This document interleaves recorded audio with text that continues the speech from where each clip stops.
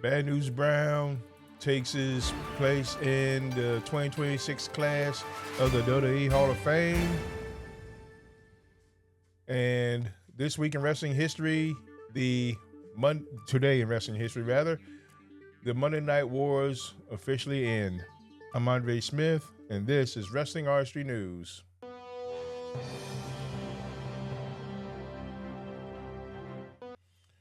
All right, everyone, let's get right into the news here.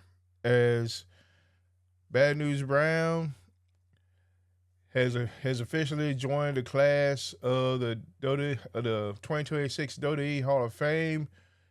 He's supposed to be in the legacy wing with dad, the same part dad, Sid Vicious, Psycho Sid, was inducted into a few days ago.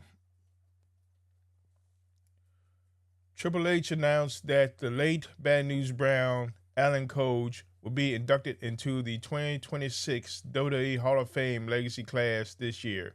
This according to PW Insider. Paul Levesque wrote, from standing on the podium at the 1976 Summer Olympics to the center of the ring at WrestleMania 4, Bad News Brown was a fierce competitor with an attitude to match. For his accomplishments in combat sports and contributions to the WWE, it is a pleasure to announce his induction into the 2026 Legacy class of the WWE Hall of Fame. A bronze medal winner in judo at the 1976 Olympics, Coge was a star for the Stampede promotion in Calgary and also worked for New Japan Pro Wrestling as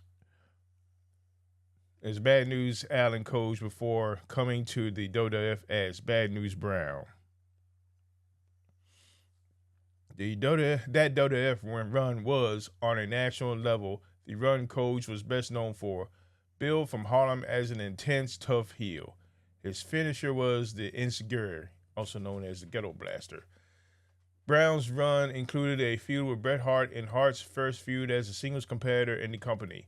At WrestleMania 4, Brown and Hart were the final competitors in a battle royal and acted like they would split the prize, but Brown then turned on Hart and eliminated him.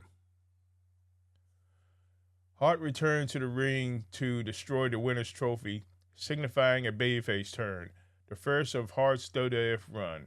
It was the spark that started Hart's legendary WWF career and set him on the path to becoming a true main eventer for the company several years later.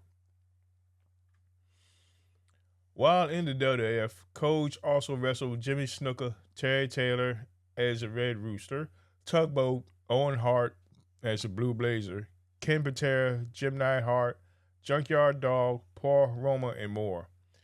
Unless he was working against one of the top babyfaces on the house show, Brown was generally protected as a heel so that he had credibility going into the matches against Hogan, Savage, etc.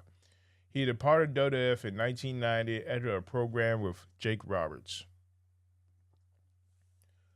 After the WWF run, Coge continued to perform in Mexico for the UWA, lots of independents in Canada, and returned to Japan for New Japan Pro Wrestling and later the UWFI, where he leaned into his judo background and legitimate toughness.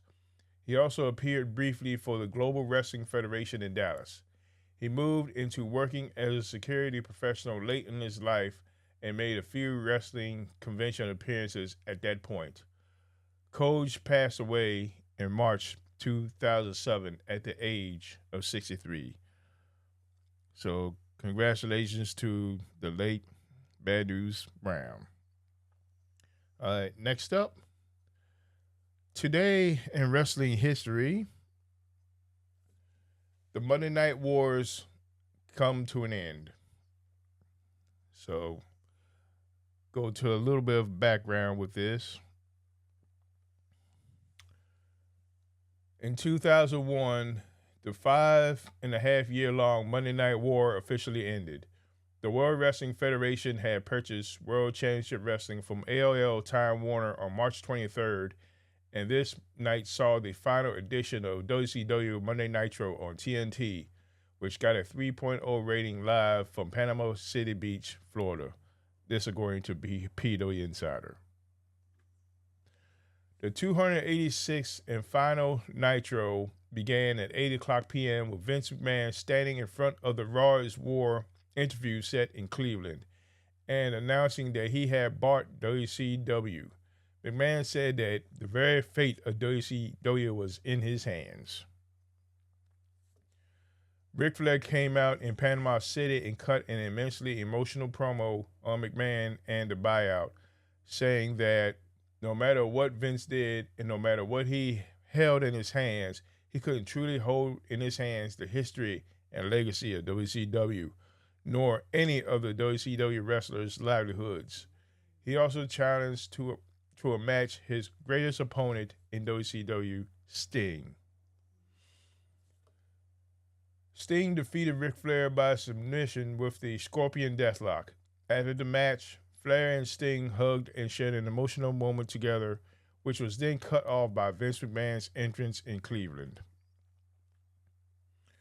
The fans began to chant negatively at Vince, with him threatening to walk out before being interrupted by Shane McMahon's entrance music. Shane was coming to the ring not in Cleveland, but in Panama City. Shane said the deal was already final and the signature did say McMahon, but it was Shane McMahon, not Vince. Shane told his father that WCW will beat Vince again, just like he would at WrestleMania. The WCW Copyright 2001 banner appeared on screen as Vince looked dumbfounded in the ring in Cleveland as Shane smiled in the ring in Florida. So that's how things end up, and you know the rest, as they say, is history with the invasion and then brand split and all that other stuff that had happened. And that's it for today's Wrestling Artistry News. And until then, fans, so long for now.